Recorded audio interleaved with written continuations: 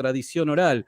Bueno, vamos a los datos, ¿qué te parece? Es llamativo que, por dar un ejemplo, la Didache, que es un documento anterior al propio Clemente, creo que en eso vamos a estar de acuerdo, y igual la discusión no pasa por la datación de la Didache. Yo personalmente la ubico en anterior a primera de Clemente. Clemente creo que vamos a estar de acuerdo respecto a que fue escrita probablemente en la década del 90. Llamativamente, documentos como la Didache tienen al menos, si yo mal no recuerdo, 8 referencias y citas explícitas del Nuevo Testamento, particularmente de los Evangelios. En cambio, primera de Clemente, si yo no me equivoco, y ahí vos me podés corregir, tan solo tiene una cita explícita, o quizás 2, en toda la epístola del Nuevo Testamento, particularmente de los Evangelios. ¿Está bien? Entonces podemos notar cómo ya para ese entonces, dado que circulaban los documentos del Nuevo Testamento y los Evangelios ya eran conocidos, porque en segunda de Timoteo podemos ver como el mismo apóstol Pablo cita la Escritura y le llama Escritura al Evangelio de Lucas, podemos notar cómo para el autor de Primera de Clemente, la escritura no parece ser algo fundamental para sostener sus ideas. Por ende, aquí podemos notar cómo, y sin mencionar que Clemente, y creo que vamos a estar de acuerdo, Clemente conoció personalmente a Pedro y a Pablo.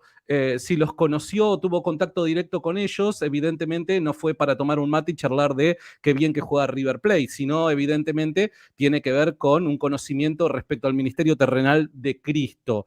Así que muy probablemente por el contexto cultural en el que estas personas fueron educadas, la tradición oral pasa a ser el principal método y vía de comunicación de doctrina y de cuestiones de fe que van a recibir y van a transmitir, así como tanto el apóstol Juan en una de sus epístolas como también Papías de Hierápolis parecen mostrar que ellos tienen una predilección por la comunicación oral en vez de la escrita. Esto era común en aquel entonces, la gente prefería la comunicación oral en vez de la escrita, ¿no?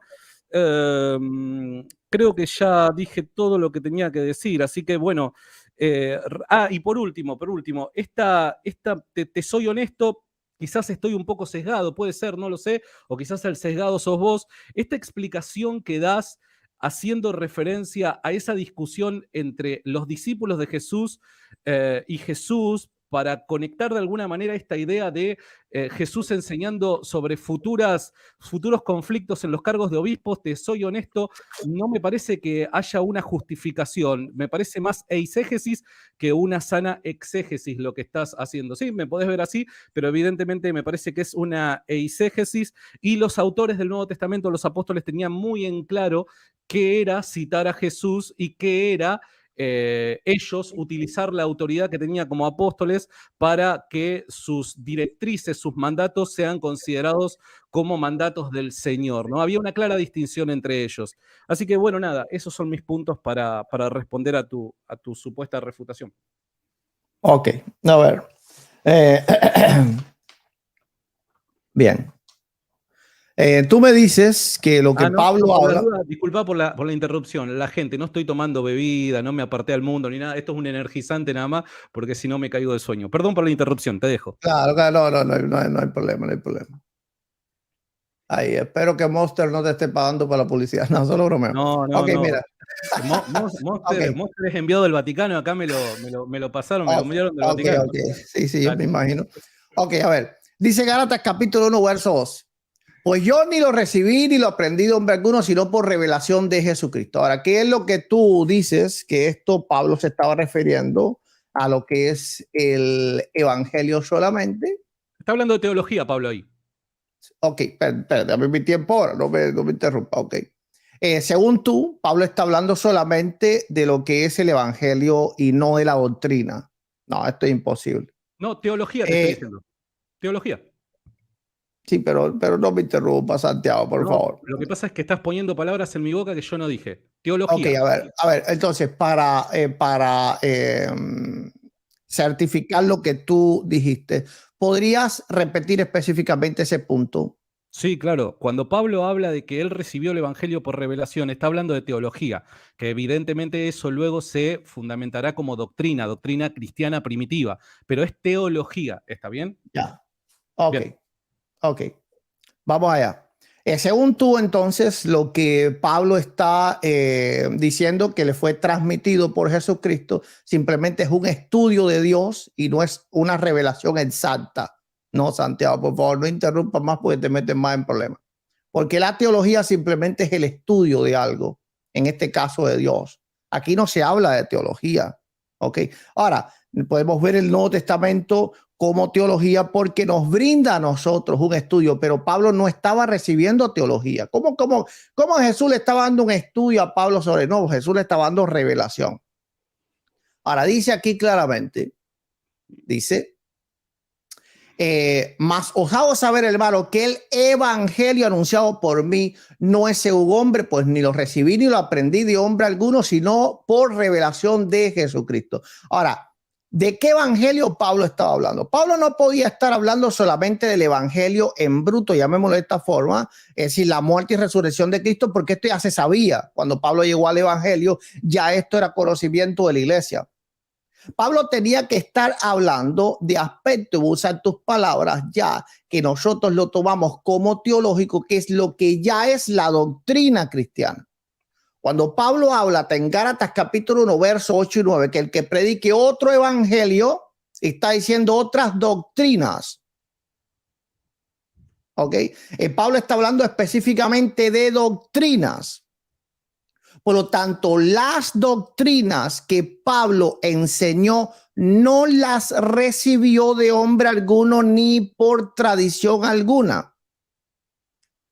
Lo recibió por cuenta directa de nuestro Señor y Salvador Jesucristo. Por lo tanto, esto prueba que la palabra de Cristo seguía siendo revelada en las cartas apostólicas y no solo en lo que tú quieres ver, que son los 4 evangelios. Así que si Clemente y cualquier otro padre de la iglesia cita una cita de los apóstoles y da esa cita como palabras de Cristo, no necesariamente se está refiriendo a lo que él habló en los 4 evangelios, sino que también se puede estar refiriendo a todo lo que Cristo reveló a los apóstoles.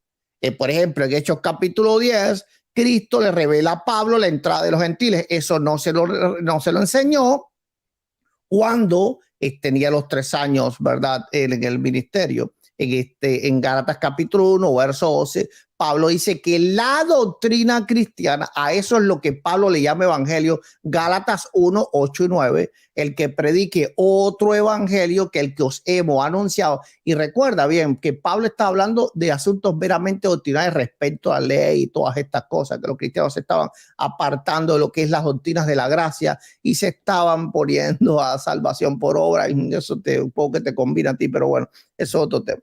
Bien, ¿puedo responderte eso? Espérate, pero déjame responderte toda tu argumentación. Luego yo sigo todo el tiempo para que tú repliques. Dale. No tengo problema por eso. Sí, segunda, sí. Esto no tengo problema por eso. Dice.